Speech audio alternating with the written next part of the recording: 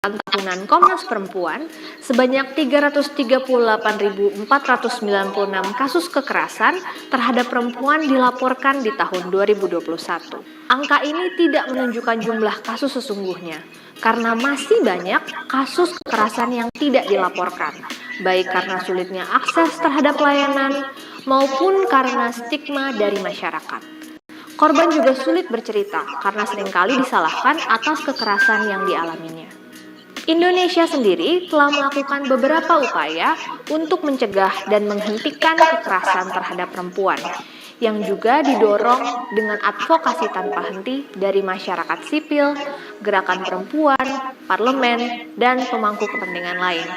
Di antaranya, meratifikasi konvensi mengenai penghapusan segala bentuk diskriminasi terhadap perempuan atau CEDAW yang mewajibkan negara-negara di dunia, termasuk Indonesia, untuk melaporkan pencapaian dan tantangan terhadap pemenuhan hak perempuan, termasuk dalam penghapusan kekerasan, kepada Komite CEDAW.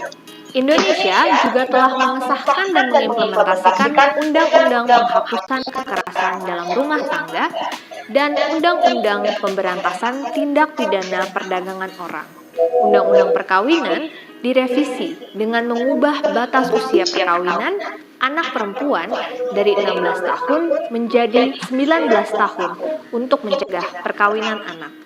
Upaya untuk menghentikan kekerasan di kampus juga dilakukan dengan dikeluarkannya Peraturan Menteri Pendidikan, Kebudayaan, Riset, dan Teknologi Republik Indonesia Nomor 30 Tahun 2021 tentang pencegahan dan penanganan kekerasan seksual di lingkungan perguruan tinggi. Dan tahun ini, Undang-Undang Tindak Pidana Kekerasan Seksual yang telah lama ditunggu akhirnya resmi disahkan. Berbagai pencapaian ini membuat kita optimis.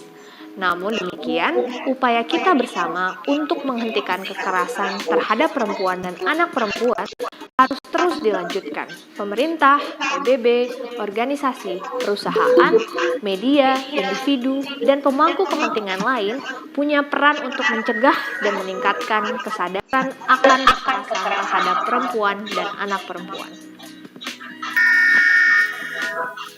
Ngomong-ngomong soal upaya meningkatkan kesadaran akan kekerasan terhadap perempuan, di bulan November dan Desember ini, kita akan memperingati 16 Days of Activism Against Gender-Based Violence atau 16 Hari Anti Kekerasan Terhadap Perempuan. 16 Hari Anti Kekerasan Terhadap Perempuan dimulai di 25 November sampai dengan 10 Desember, Hari Hak Asasi Manusia. Selama 16 hari ini, kamu mungkin sering melihat hashtag Orange the World.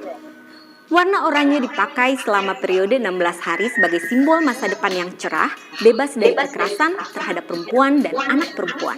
16 hari anti kekerasan terhadap perempuan dimulai oleh organisasi masyarakat sipil di tahun 1991. Untuk mendukung inisiatif dari organisasi masyarakat sipil, PBB di bawah kepemimpinan Sekjen PBB Antonio Guterres mengajak seluruh pihak untuk meningkatkan perhatian, mendorong advokasi, dan membagi pengetahuan dan informasi untuk menghentikan kekerasan terhadap perempuan dan anak perempuan lewat kampanye Unite by 2030 to End Violence Against Women. Jadi, periode 16 hari ini dijadikan momen untuk semua pihak agar berkolaborasi untuk mencegah dan mengakhiri kekerasan terhadap perempuan dan anak perempuan. Di 16 hari anti kekerasan terhadap perempuan dan seterusnya, kamu juga bisa berpartisipasi dan beraksi untuk mencegah kekerasan terhadap perempuan dan anak perempuan. Ini yang dapat kamu lakukan. Pertama, bersuara. Bersuara untuk memecah kesunyian tentang kekerasan terhadap perempuan dengan mendukung pencegahan dan penghentian kekerasan terhadap perempuan. Kedua, berpartisipasi. Berpartisipasi dalam kampanye atau kegiatan untuk meningkatkan perhatian akan isu kekerasan terhadap perempuan dan anak perempuan. Kamu juga bisa membagi informasi tentang pencegahan kekerasan di komunitasmu. 3. Edukasi. Edukasi teman-teman sebaya dan generasi berikutnya karena setiap orang punya hak untuk merasa aman, bebas dari kekerasan, dan dihormati. kekerasan bukan hanya isu perempuan. Kekerasan adalah isu bersama karena berdampak tidak hanya kepada korban, tapi juga keluarga, masyarakat, dan negara. Keempat, mendukung penyintas. Percaya, dengar, dan dukung korban. Kekerasan yang dialami bukan salah korban. Penting juga bagi kita untuk meningkatkan kesadaran di lingkungan sekitar untuk tidak menyalahkan korban dan tidak menjustifikasi tindakan kekerasan apapun. 5. Mengajak laki-laki untuk mencegah dan menghentikan kekerasan terhadap perempuan dan anak perempuan. 6. Mengubah norma yang menormalisasi kekerasan. Setiap orang dapat melakukan sesuatu untuk mengubah perilaku. Ini bisa dimulai di lingkungan terdekat, seperti membuka percakapan untuk menghormati hak perempuan. Perubahan dapat dimulai dari dirimu, dan setiap orang dapat bersuara dan beraksi untuk kehidupan yang lebih baik bagi perempuan dan anak perempuan. Mari bersama kita cegah dan hentikan kekerasan terhadap perempuan. Saya Nuni, sampai jumpa di UN Bercerita selanjutnya.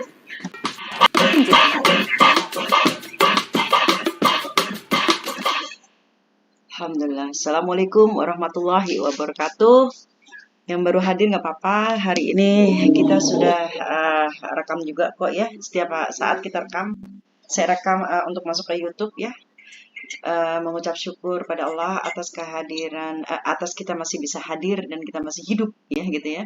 Alhamdulillahirabbil alamin, dan dengan syafaat kepada Rasulullah SAW dan para sahabat. Allahumma sholli ala sayyidina Muhammad wa ala sayyidina Muhammad wa sholli wasallam. Kita panjatkan puji syukur kita untuk kita bisa menebar info dan kebaikan ya. Hari ini menjelang pada hari anti kekerasan dalam terhadap perempuan dan anak perempuan. Yang terjadi ini banyak sekali ya, yang saya tahu ya gitu loh. Kenapa banyak terjadi tetapi banyak pula yang diam gitu ya, tidak bersuara gitu ya. Padahal kita disarankan untuk bersuara, untuk mengemukakan apa yang telah terjadi dalam hidup kita. Alhamdulillah WCT dibentuk memang untuk itu. Dan WCT sudah 4 tahun dan kami menangani, teman-teman sudah tahu lah ya, sampai Indra Uno pun tahu ya bahwa kita menangani hal-hal yang kadang nggak ada, kayaknya hal-hal sepele tapi ternyata menyangkut hati karena menyangkut generasi penerus.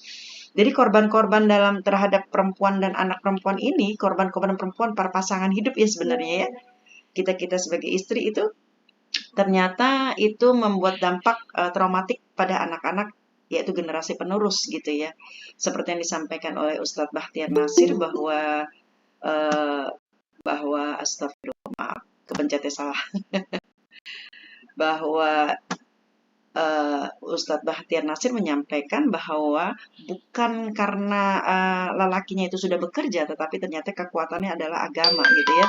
Kalau laki itu punya agama kuat dan kemudian memang sudah bekerja, mencari income sudah bagus gitu, tapi agamanya juga kuat, itu insya Allah rumah tangganya masih bisa berdiri tegak dan masih tahu rambu-rambu dalam ajaran agama sebagai seorang lelaki adalah sebagai imam dan leader gitu ya. Ternyata kenyataannya laki-laki itu bisa berbuat seolah perempuan ini adalah barang gitu ya, barang yang bisa diperlakukan semena-mena gitu ya. La Dan ilaha illallah al-hayyul qayyum la ta'khudhuhu sinatun wa la nawm lahu ma fis samawati wa ma fil ardh.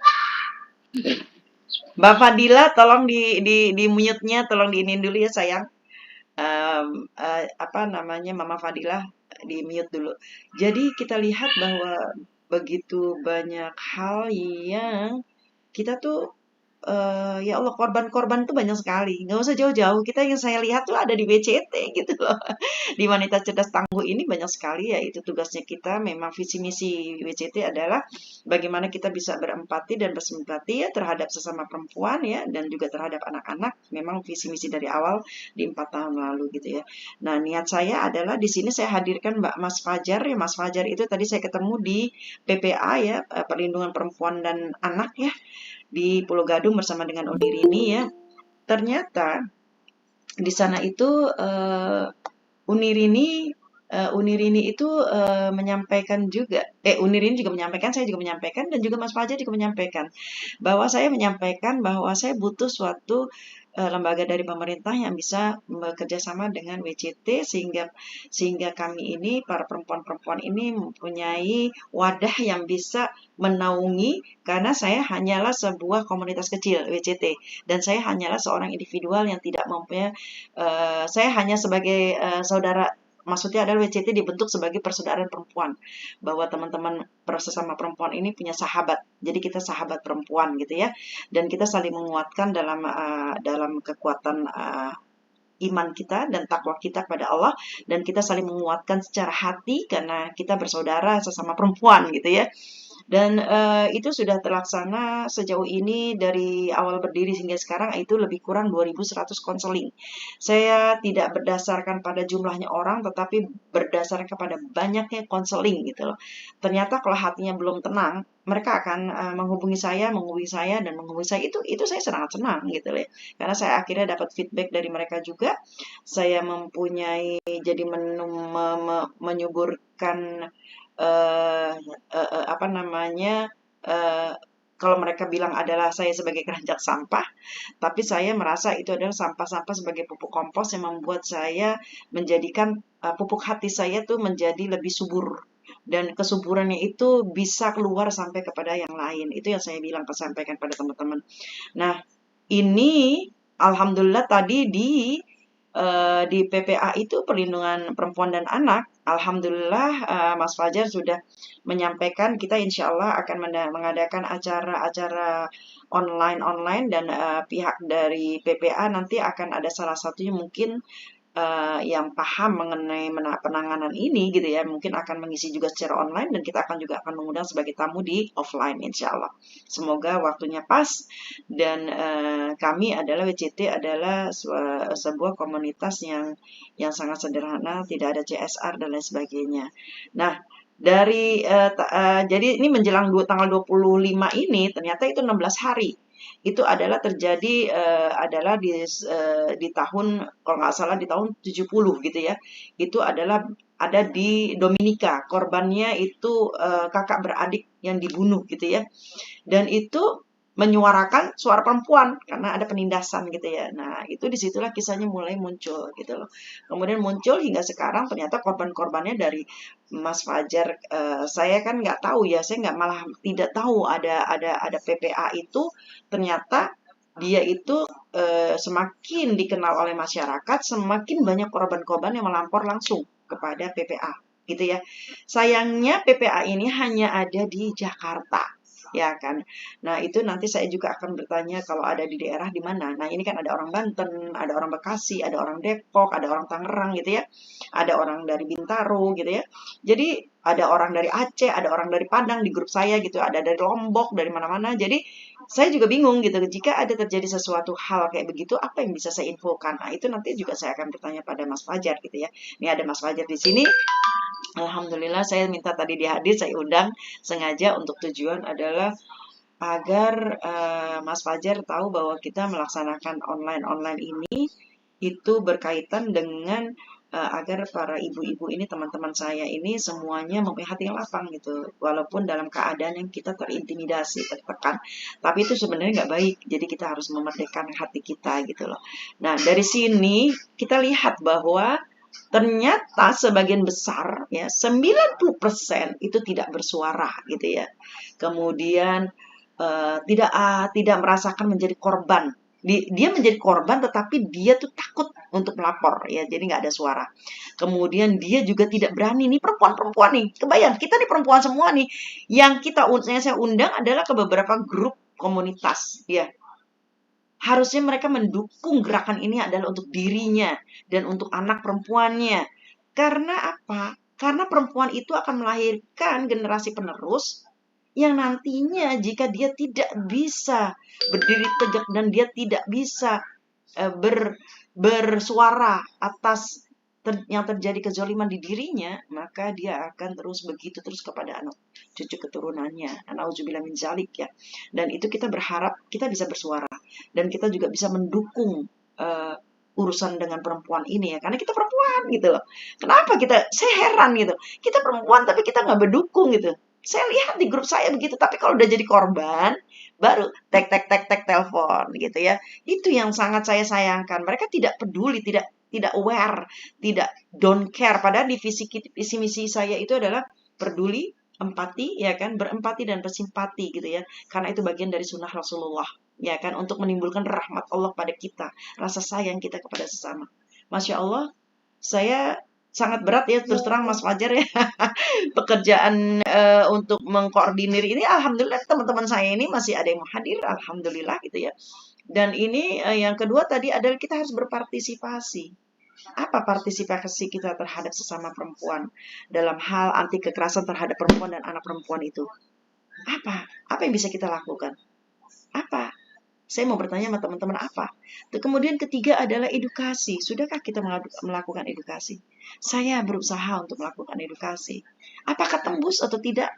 Saya tidak tahu karena selalu kalau saya berusaha, saya mengadakan weekday, weekend untuk berbicara mengenai perempuan dan lain sebagainya, agar termotivasi, agar terinspirasi, agar bisa berbicara apa yang menjadi masalah dari teman-teman gitu loh. Inilah lahan untuk kita bisa berkomunikasi dengan baik dan berdiskusi. Kemudian keempat adalah mendukung penyintas. Penyintas itu korban. Sudahkah kita mendukung? Sudahkah mendengarkan suara mereka? Saya cuma bertanya sama teman-teman, sudahkah teman-teman mendengar suara mereka? Alhamdulillah saya sudah. 2.100 konseling lebih saya menerima. Saya berusaha untuk mendukung mereka, mendengarkan mereka. Cuma menjadi pendengar.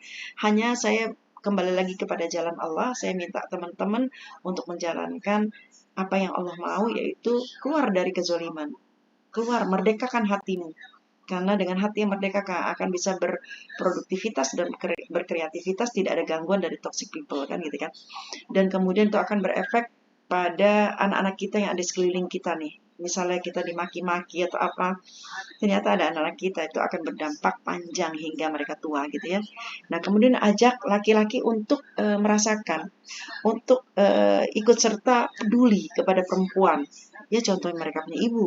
Ya kan, bagaimana perasaanmu jika ibu begini, bagaimana perasaanmu jika adik perempuanmu atau kakak perempuanmu diperlakukan seperti ini, seperti itu.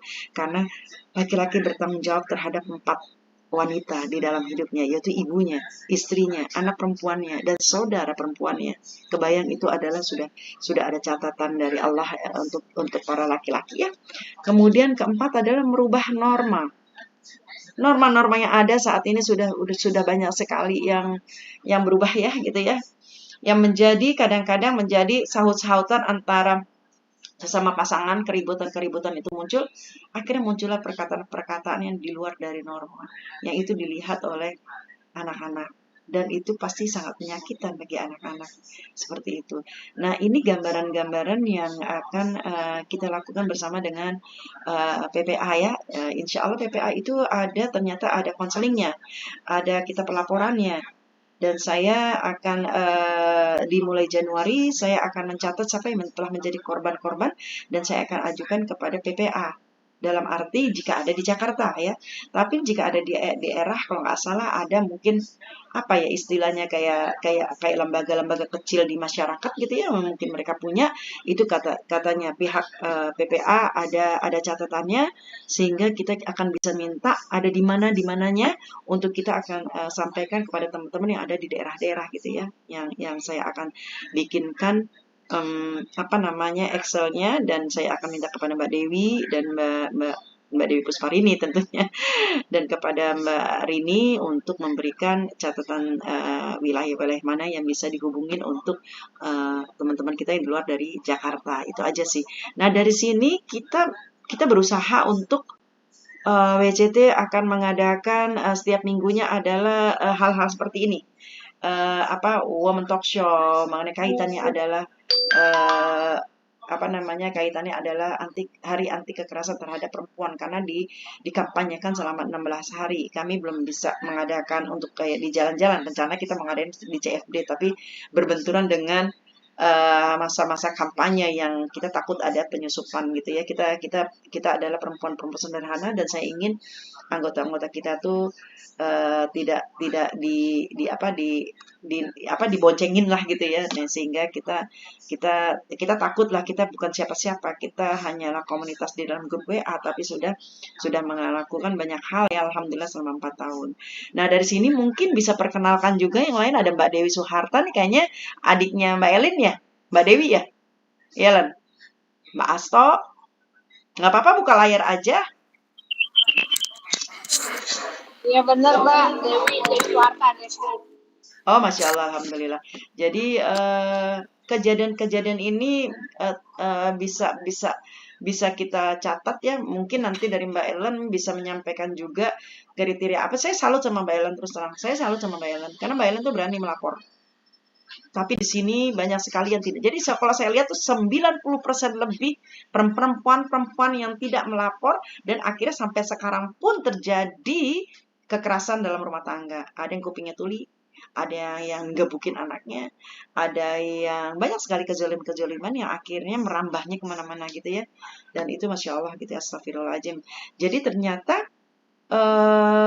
kekerasan terhadap perempuan itu ya antaranya adalah kekerasan seksual, kekerasan secara psikis, jiwa, ya psikologi, kekerasan secara fisik, tubuh, dan kekerasan terhadap anak perempuan. Terus satu lagi ada 5 kalau nggak salah ya yang saya ingat ya. Tapi saya baru bisa menyebutkan 4 hal. Nanti mungkin Mas Fajar bisa bantu juga gitu ya.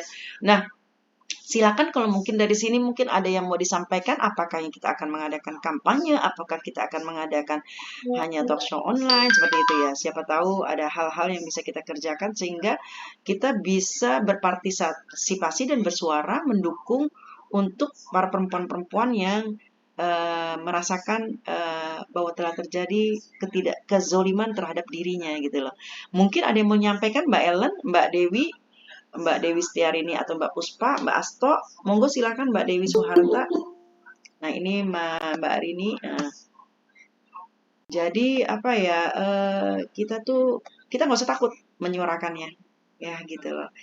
Kita akan kuat kalau kita bersama-sama gitu ya. Kalau kita akan kuat kalau kita saling mendukung. Kita akan kuat kalau kita bersuara. Kita akan kuat kalau saling berpartisipasi. Di sini adalah tempat edukasi. Kalau ada woman talk show itu adalah edukasi. Edukasi itu bukan melulu mengenai kezoliman dan lain sebagainya. Edukasi kita banyak di sini, dari edukasi mengenai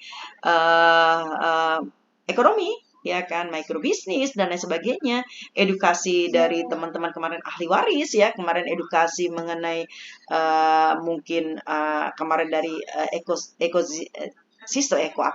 ekoenzim ya, kemarin juga ada dari sampah, pengolahan sampah. Masya Allah, kita berusaha untuk empowering about a woman gitu loh. Jadi bagaimana kita bisa bermanfaat bukan hanya untuk diri kita, tapi edukasi itu bermanfaat untuk semuanya yang hadir. Dan itu saya share juga di dalam YouTube ya. Kita punya YouTube juga, alhamdulillah. Dan saya share walaupun masih dalam keterbatasan, belum sempurna untuk untuk gimmick kita di dalam YouTube gitu ya. Tapi itu saya sudah bersyukur untuk hal itu gitu loh. Kira-kira dari sini ada yang mau menyampaikan, mungkin dari Mbak Unirini yang tadi berjumpa bisa menyampaikan kah? Tadi kan kita berjumpa Mbak Rini bersama Mbak Rini ya, ke Mas Fajar ya, ke PPA. Mungkin bisa sampaikan, bantuin menyampaikan apa yang tadi kita terima dari Mas Fajar, kemudian apa itu PPA, dan kemudian nanti kita bisa bertanya lagi dengan teman-teman yang lain, mungkin ada masukan dari teman-teman yang lain. Dan saya juga ingin bertanya dengan Mbak Ellen, betapa dia begitu berani dan briefnya dia untuk menyatakan ada ketidakadilan sehingga dia berani bersuara dan berani bersikap gitu. Ada satu hal yang baik dan ada satu hal yang kadang harus diperbaiki gitu ya, seperti itu. Oke, silakan Mbak Rini mungkin mau menyampaikan, Mbak Rini, Unirini atau Mbak Ellen? Halo, Mbak Ellen? Ya, Oke. Ya. Apa ya yang saya sampaikan? Banyak sih sebenarnya. Assalamualaikum warahmatullahi wabarakatuh. Waalaikumsalam warahmatullahi wabarakatuh. Kalau saya kebetulan ya di perjalanan hidup dan rumah tangga kurang lebih sama lah kayak Mbak Dian. Jadi kita harus strong ya dan harus berani. Kalau saya tidak mengambil sikap, saya akan seperti ini terus. Yang menentukan hidup kita bahagia apa tidaknya itu kan diri kita sendiri, bukan orang lain. Orang lain hanya bisa komentar dan komentar gitu loh. Jadi saya harus ambil sikap, saya mau hidup bahagia, saya mau menyamakan diri saya sendiri, ya saya harus ambil tindakan apapun hasilnya, apapun akibatnya, kita harus sanggup dan bisa melalui itu semua. Proses hidup berikutnya. Iya, itulah dia punya visi misi. Dia nggak mau diintimidasi. Walaupun traumatik dia masih ada, ya. Mbak Ellen tuh traumatiknya mendalam, dia membekas banget gitu. Tapi sebenarnya kalau dia belajar dari saya, dia melihat saya, oh my God, you are so strong, Dian. Katanya dia belum bisa seperti saya, tapi itu pakai proses. Semua Allah akan ajarkan dengan proses-proses yang datang dan pergi. Dan itu kekuatannya Allah yang datangkan, bukan kita gitu loh. Allah yang datangkan gitu. Di sini semua perempuan-perempuan yang kuat ya. Ada Unirini, ada Mbak Asto, ada Mbak Dewi Pusparini, ada Mbak Dewi Setiarini, ada Mama Fadilah, ada Mbak Dewi Suharta gitu ya. Jadi di sini saya lihat semua teman-teman kita nih punya kekuatan yang berbeda dengan diri kita gitu loh. Dan disitulah kenapa saya ingin berbagi dari teman-teman. Oh, teman ini punya kekuatan di sisi ini. Oh, Ellen punya kekuatan di sisi ini. Oh, Mbak Dewi Puspa dengan kelembutannya dia mempunyai posisi ini. Oh, Mbak Setiarini dia mempunyai kekuatan di sisi dia seorang perempuan yang bisa berkata tidak gitu ya. Banyak hal yang ada di dalam grup kita yang itu kita bisa bagikan kepada kita semua dengan empati dan simpati itu, Masya Allah. Itulah cara kita untuk kita berbagi. Silakan Mbak Ellen menyampaikan lagi atau Mbak Dewi Cuman Setiarini. bedanya gini, kalau Mbak kan nggak belum berurusan sama polisi kan ya. Kalau aku kan urusan sama polisi udah sering, jadi udah tahu dan sudah ilmunya sudah tahu lah gitu, terus jadi sudah terbiasa gitu urusan dengan polisi, keluar masuk polsek sini polres sono, jadi sudah. Itulah cara proteksi dia dengan melapor. Kalau Unirini bilang katanya kalau lapor ke polisi malah prosesnya nggak diproses, malah dibully. Bener ya Unirini? Uni? Enggak demikian kok. Enggak Unirini, ini Unirini. Ya, bismillah. Ya itu yang apa yang terjadi waktu saya di LSM Nurani Perempuan di Padang. Jadi penyintas korban-korban itu kalau ngadu ke polisi malah sama polwan malah mereka mereka malah disalahkan, padahal mereka mengadu dalam keadaan yang udah babak belur. Malah mereka disalahkan. Makanya polwannya dilaporin lagi Bu ke ini, ke provos yang lebih tinggi, kan di atas polisi ada provos. Enggak, kan dia awal pengaduan kan di polisi di depan tuh yang bagian P2 P2P lah pokoknya, bagian perempuan dan anak polisinya gitu loh. Kan di polisi ada tuh bagian pengaduan untuk pelayanan pengaduan anak, perempuan dan anak yang kekerasan. Mereka mengadu ke situ. Tapi yang mereka peroleh ya itu malah dilecehkan. Dilecehkan ya. Nah itu satu hal. Alhamdulillah kalau Ellen tuh orangnya Masya Allah.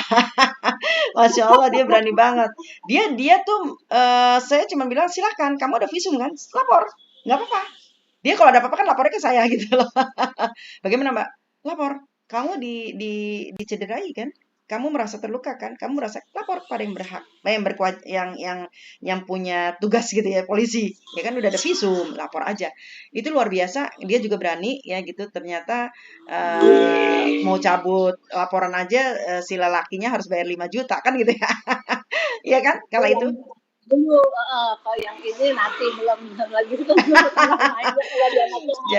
jadi masya Allah maksudnya gini loh, kita boleh berani pada jalan yang benar ya, karena benar-benar dia dilukai. Kalau nggak dilukai sih nggak ada masalah, tapi kalau sudah sampai memar, tidak punya hak lelaki itu melukai pasangannya. Di dalam Al-Quran pun disebutkan gitu ya, tidak boleh semarah-marahnya laki-laki sama istrinya, dia tidak boleh melukai fisiknya gitu loh ya.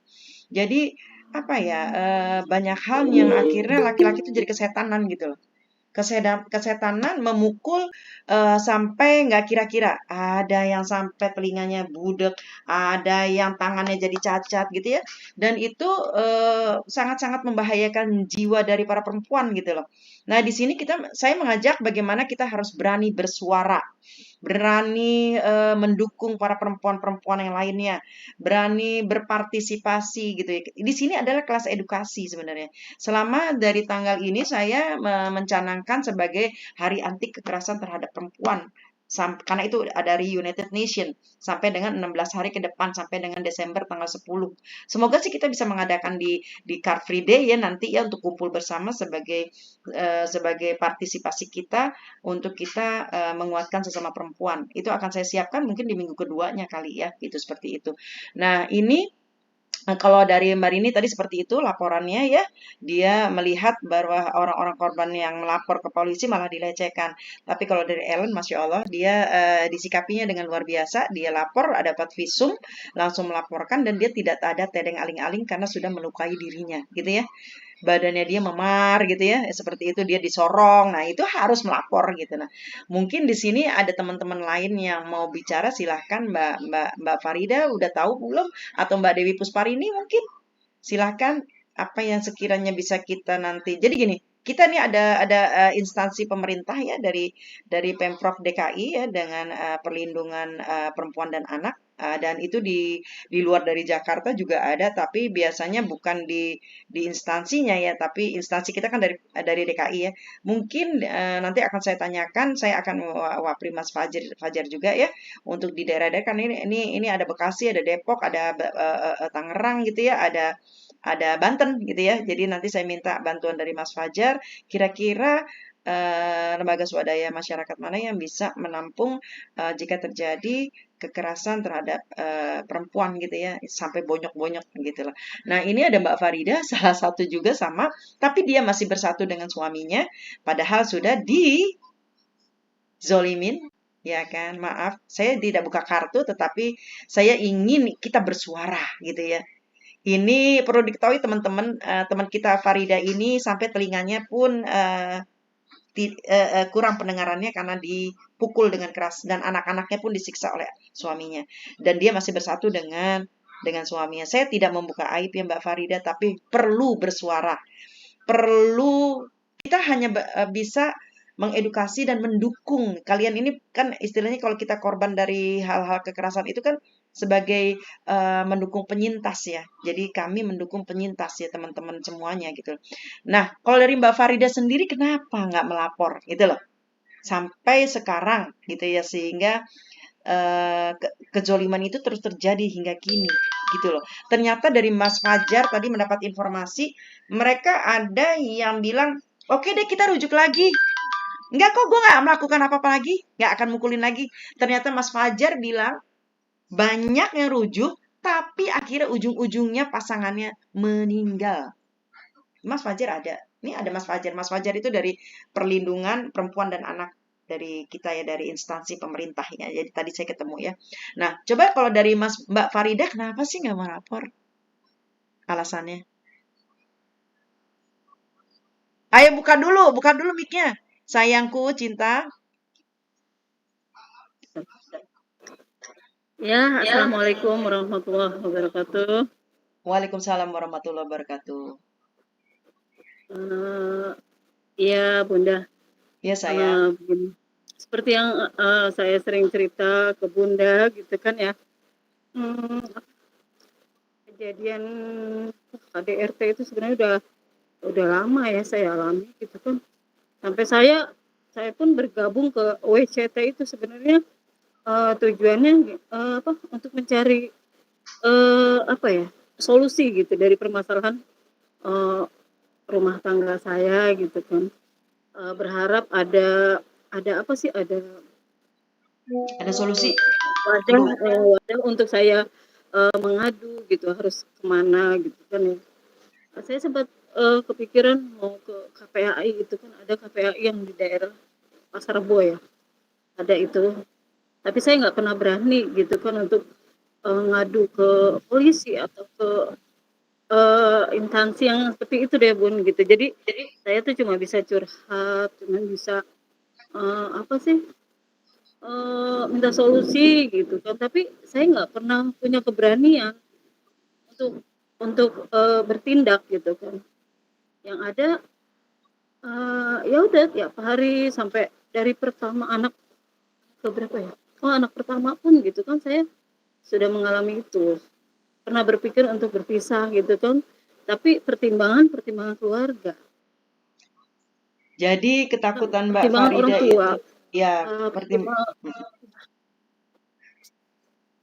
ya anak gitu kan pas mungkin punya anak kedua mungkin berubah gitu kan, ternyata enggak gitu kan, makin saya lihat tuh kayak gini gitu, makin sering kasar, dan saya sampai sekarang juga gimana ya, belum punya keberanian gitu Bun untuk ngajuin ke gugatan cerai atau ngadu ke mana gitu. Pernah saya ancam juga sih waktu dia lagi belum lama ini ya gitu kan, sampai saya nangis-nangis itu, sampai saya minta anak saya untuk udah lapor aja ke Pak RT, sampai saya berpikir gini, saya malu gitu kan, malu kalau sampai keluarga saya diketahui sama tetangga, sampai kayak gitu deh Bun, pertimbangannya itu. Ya, seperti yang Bunda sampaikan waktu itu. La ilaha Mbak illa anta Farida. subhanaka inni kuntu minaz zolimin, ya kan? Saya sudah bilang waktu itu untuk divisum badan kamu dan lain sebagainya. Atau anak kamu ketika AA, bayang anaknya Farida itu udah 23 tahun ya. Kalau nggak salah ya. Nah, Iya. kebayang pernikahannya cukup lama gitu. Mungkin udah 24 tahun ya. Nah, sampai sekarang anaknya pun yang gede sudah dipukulin, nomor 2 juga sudah dipukulin. Mending kalau dipukulin pakai kayu, kadang pakai apa Mbak yang Farida. ada di rumah. Sampai TV kalau nggak salah pecah ya. Ya. Boleh, Atau apa tuh? boleh Seperti ngomong itu. Mbak. Boleh Iya, silakan Mbak Rini. Gini Mbak Farida, saya pun mengalami KDRT seperti itu. Nah, sekarang ketakutannya Mbak Farida tuh kenapa gitu loh. Kalaupun itu kan apa yang kita alami itu, kita juga nggak pengen berlaku juga sama anak-anak ya. Maksudnya mereka juga mengalami kekerasan itu, mungkin nanti akan berulang lagi ke mereka saat berkeluarga gitu. Kenapa kita nggak coba putuskan siklus itu gitu? Iya, maksudnya Terus gini, saya sering curhat sama keluarga gitu kan, sama ibu atau sama abang gitu kan. Nah, tapi mereka tuh udah, bahkan sampai keluarga dia pun gitu saya kasih tahu kan kakaknya. Pernah waktu jadi gini, waktu kita tuh mau jogging ya, waktu itu jogging minggu. Saya tuh bawa 2 anak, waktu itu anak 2, masih 2 ya.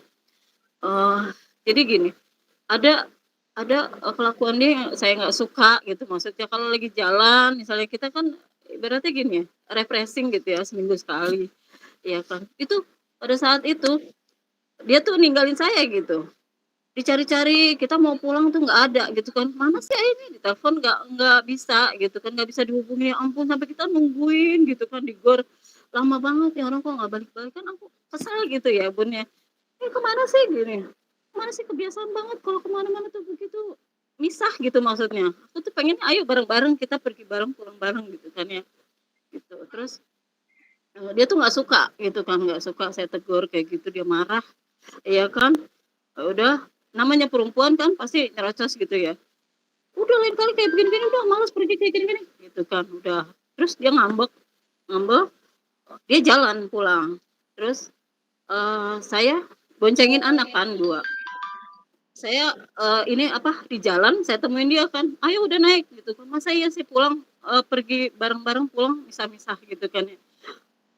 Ternyata dia tuh nonjok saya kan, nonjok bibir saya sampai berdarah di depan, di jalan gitu, di depan orang gitu, sampai orang tuh ngeliatin saya sampai bengong gitu kan.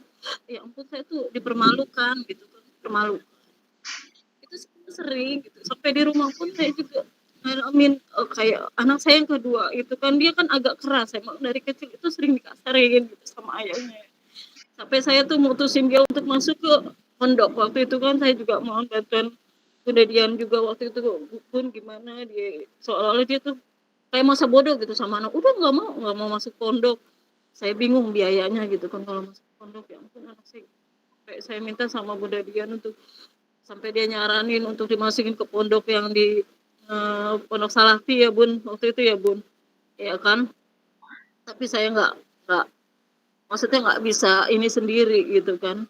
Saya harus minta pendapat keluarga juga. Akhirnya ujung-ujungnya kan masuk di pondok sini dengan biaya dari keluarga dia dan juga saya gitu tentunya gitu. Maksudnya uh, uh, dibagi dua gitulah ibaratnya gitu kan. Walaupun saya juga kemampuan saya itu nggak seberapa 15 gitu ya menit. Bu. Dan di situ pun anak saya jadi kayak yang dendam gitu kan, nggak terima gitu. Dia tuh kayak, kenapa sih cuma enggak doang di pondok gitu kan, mama benci atau gimana gitu. Padahal saya tuh cuman pengen nyelamatin dia gitu kan dari ayahnya ini gitu. Sampai 3 tahun saya bilang, ya udah 3 tahun aja ya kamu betah di sini, mama bukannya nggak sayang sama kamu, justru mama sayang sama kamu gitu kan. Tapi sampai sekarang dia seperti punya dendam gitu, Nah, nggak itulah terima kayak jadi gitu. Dan kasar sampai sekarang pun kasar gitu kan, sama adiknya pun kayak begitu. Sampai ya Allah, saya tuh stres banget sebenarnya ya.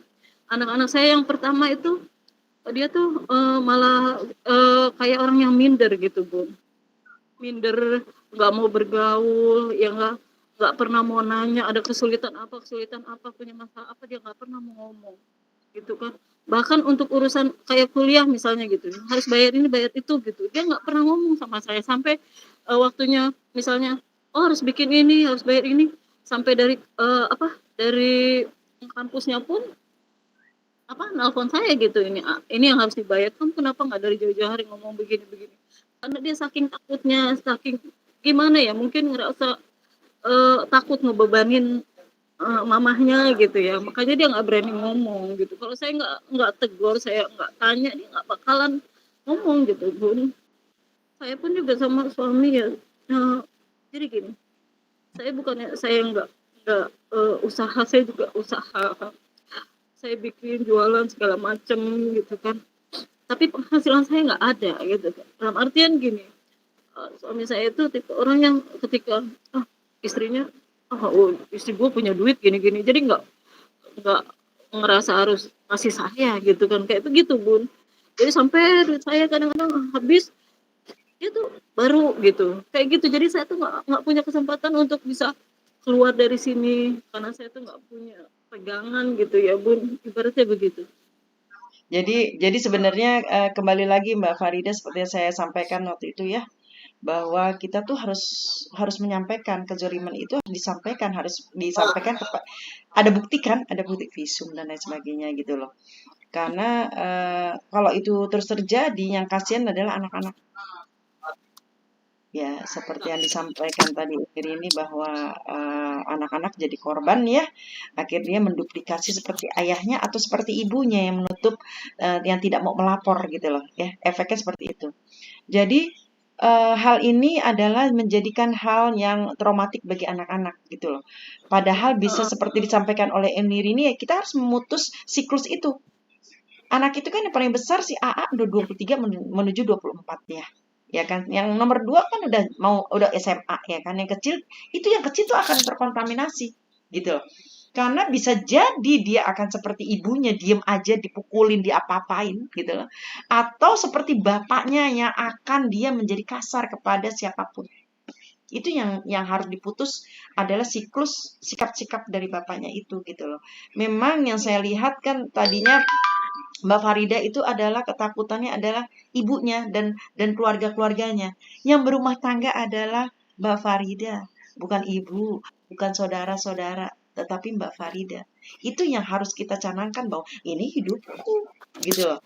Hidupku, dan aku menghargai orang tuaku, iya. Tapi aku juga tidak mau mengorbankan diriku dan anak-anakku yang masih punya masa depan. Kita sih nggak apa-apa ya, anak-anak jadi korban loh, traumatik ya kan. Itu terjadi pada anak-anak yang korban perceraian ya kan gitu. Saya merasakan itu gitu loh. Tapi alhamdulillah memang kalau anak-anak saya kan anak-anak yang tough juga ya, independen ya. Jadi mereka sangat berdiri tegak dan bisa bekerja dengan di posisi yang terbaik gitu ya. Itu Allah Maha baik sama saya, itu aja. Dan saya juga bisa bersikap gitu ya, mulai bisa bersikap dengan jika ada. Jadi kita bertanya di malam hari itu loh, kalau salat malam terus bertanya dan Allah berikan petunjuk pada kita dan kita diberi kekuatan dan kita punya keyakinan, ketahuan. Jadi di sini dalam memutuskan itu adalah ketauhidan kita. Diri kita tuh yakin tidak pada Allah bahwa anak-anak itu mempunyai rezekinya gitu loh, ya kan, rezekinya. Kamu udah punya penghasilan, kamu pintar masak, kamu bisa ini bisa itu. Yang saya takutkan, tahu kamu waktu itu adalah ketakutan, aku tinggal di mana ya bunda, aku bisa nggak ya bayar kontrakan, dan itu bisa kamu tuh pinter, kamu itu gesit, kamu bisa masak apapun ya gitu ya. Lahan untuk mencari rezeki, buktinya suamimu aja mengandalkan kamu sampai kamu tidak diberi nafkah. Kebayang nggak? Jadi di rumah itu ngapain sebenarnya untuk jadi sasaran gebukan aja gitu ya. Nah itu jangan sampai, nauzubillah min dzalik. Ya. Gitu lah. Kamu pasti bisa, dan kamu bisa melapor ataupun kamu bisa menyampaikan itu. Nanti saya juga akan minta bantuan dari Mas Fajar untuk mungkin ada yang bisa memberikan konseling kepada Mbak Farida ya gitu ya. Kalau kepada saya kan sebagai kayak sister gitu ya, sebagai saudara gitu ya. Jadi Mbak Farida bisa ngomong begitu nyamannya dengan saya gitu loh. Mungkin Mbak dari yang lain Farida. ada masukan? Silakan Mbak Rini. Ya, Mbak Farida, semuanya berpulang sama kita juga. Apakah kita akan suka dengan keadaan itu atau tidak mau lagi dalam keadaan itu? Semuanya berpulang sama kita. Kalau kita semuanya selalu ada dua pilihan. Kalau kita tetap di situ, ada ini, ada itu. Kalau kita bercerai, ada ini, ada itu. Semua harus dihadapin. Jadi kalau aku bilang sih Maya, aku kan ini anakku 5 loh Mbak, dengan tidak Masya punya Allah. pekerjaan malah. Tapi Dari aku sejak karena kecil mengalami anak itu, bercerainya, dari sejak kecil anak-anaknya, kebayang nggak? 5 anaknya. Tidak ada aku rumah, tidak ada ngadunya, apapun. aku ngadunya sama Allah, ya Allah kalau memang baik aku berpisah, lebih baik aku berpisah. Tapi kan masalah rezeki ya itu memang Allah punya kuasa. Kalau dipikir-pikir aku nggak punya kerja loh, nggak punya pensiun, nggak punya benar-benar nggak, inilah memang gitu. Cuman aku pikir kita itu semua terserah berpulang sama kita sendiri. Apakah kita dalam siklus ini terus-menerus suka? Kalau suka ya kita jalanin tapi tidak mengeluh. Ya sudah kita terima. Tapi kalau kita tidak suka ya sudah kita mengambil pilihan bercerai, kita jalanin. Kita hidup kita tenang tapi kita juga bisa berusaha gitu. Kalau mengadu sama keluarga, aku pikir keluarga juga akan berpikir dong, masa anak saudaranya seneng digituin sama orang gitu. Iya. Kan nggak suka ya. Maksudnya adik kita digituin itu sama suaminya, terus ibu juga bilang anak saya udah kasih makan itu terus disiksa sama suami. Saya rasa juga mereka nggak itu. Yang penting sekarang kita yakin bercerai juga bukan hal yang terburuk karena memang keadaannya gitu loh. Jadi itu semua berpulang sama kita sendiri. Akankah kita senang digituin terus atau kita nggak mau digituin terus gitu aja. Kalau itu saran aku mah itu. Jadi kita banyak ngadu aja dulu sama Allah nih. Yang baik yang mana ya Allah? Kalau memang di sini sekuatkan saya. Kalau nggak baik di sini, kuatkan saya juga nanti di luar gitu dengan segala sesuatunya gitu aja. Itu menurut aku ya Mbak. Iya, jadi harus kuat. Dan kalau ini beda, jadi ibunya itu yang melarang dia bercerai gitu loh, ibu kandungnya gitu loh ya.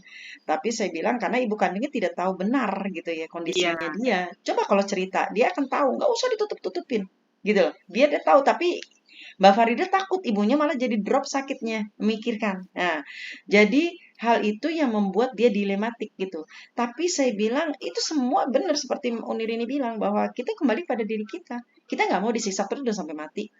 Apakah kita akan lapang hati kita? Kita akan sumpah terus. Dan sedangkan Allah tidak akan menerima orang-orang yang hatinya sumpah. Ya, gitu ya. Itu akan sejengkal pun tidak akan nyampe kepada Allah gitu ya. Nah, sayang kan, kamu udah sholat dan melakukan segala macam, kamu sudah berusaha mendidik anak dengan baik, tapi ternyata kamu hatinya masih sumpah. Ya harus keluar dari kesumpahan itu, keluar dari kegelapan dengan hijrah. Hijrah ya berpindah gitu ya, gitu seperti itu. Itu masukan secara agama seperti itu. Memang la ilaha illa anta subhanaka inni kuntu minaz zalimin ya. Tidak boleh kita menzalimi diri kita sendiri ya, dari luar ataupun dari dalam gitu loh. Nah, itu insya Allah Mbak Farida dengan terus bermohon pada Allah ya akan diberi petunjuk dan dikuatkan hatinya untuk mengambil sikap yang terbaik untuk dirimu dan untuk anak-anak. Itu aja sih. Saya tidak menyarankan harus berpisah atau apapun, tapi harus bersikap. Sikap itu bisa visum, bisa apapun seperti Ellen kala itu ya. Jadi melaporkan kepada RT RW ataupun langsung ke kepolisian. Kalau Ellen ke kepolisian, masya Allah. Dan itu nggak pakai duit. Jadi laporkan aja siapa pasanganmu, dilaporkan biar nanti ada penjemputan dari polisi gitu loh. Jika memang itu dia masih belum berubah gitu ya. Jadi nggak usah takut. Nggak usah malu. Justru yang menyiksa itu yang malu gitu loh. Kalau saya pikir ya, gitu. Jadi dengan begitu Adanya akan apa kenapa sayang? kejadian itu udah lama gitu kan ya. Kejadian itu udah lama walaupun sekarang ini masih kadang-kadang masih kayak gitu juga, kayak tadi pagi juga saya kan apa agak cekcok juga gitu kan masalah anak juga. Terus saya dilemparin pakai cucian kotor kan ke muka saya sama dia. Di situ kita tuh ribut gitu ya Bun. Dan anak udah jalan sekolah gitu kan. Tinggal AA aja. Dia tuh yang kayaknya stres banget gitu Bun ngeliat orang tuanya. Hari itu ribut. Saya juga tuh nggak pengen kayak gitu karena saya juga kan punya usaha di rumah ya. Tadinya saya optimis mau ngelanjutin usaha ini di rumah gitu kan.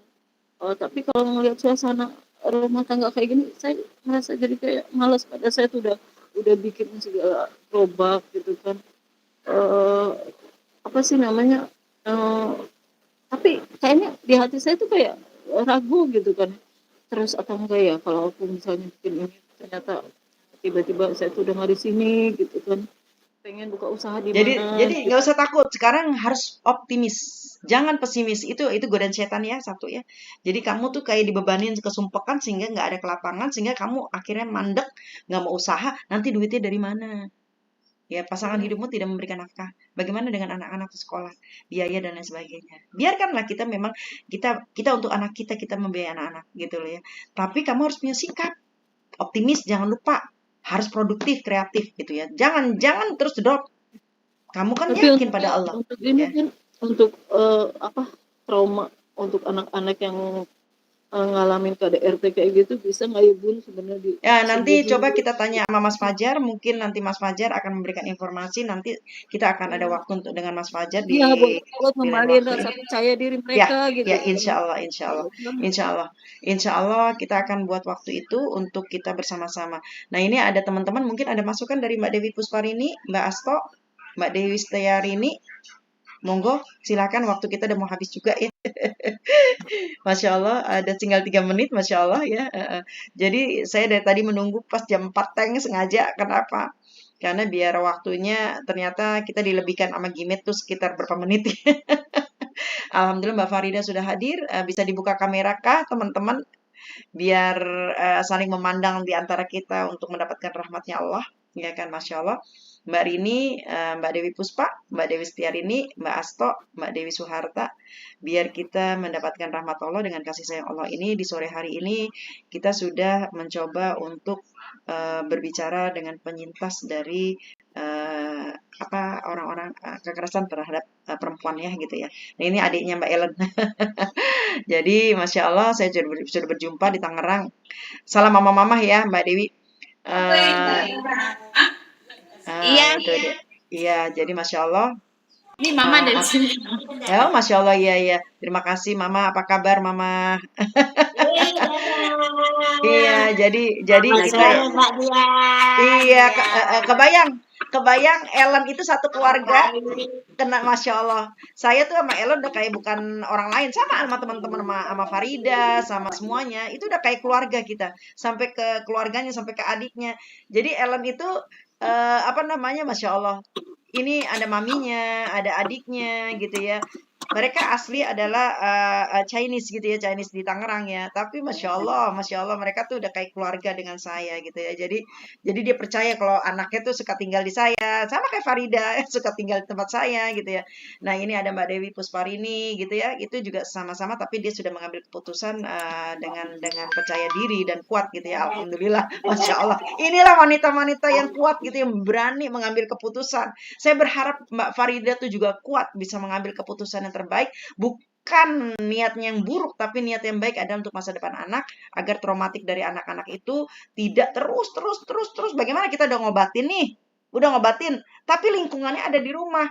Itu akan terjadi lagi gitu loh. Dan itu saya tidak mau itu terjadi pada anak-anak, sehingga akan menjadikan masa depannya menjadi takutnya ya karena di pikirannya selalu teringat ibu bapaknya berantem dan lain sebagainya. Nah, ini 1 menit akan lagi. akan berakhir, dan saya mengucapkan terima kasih atas kehadiran teman-teman dan atas dukungan dan supportnya untuk teman-teman kita semua sesama perempuan. Dan insya Allah kita akan punya acara ini lagi di minggu depan, di Kamis ataupun hari Minggu. Dan insya Allah Mas Fajar akan menjadi udah habis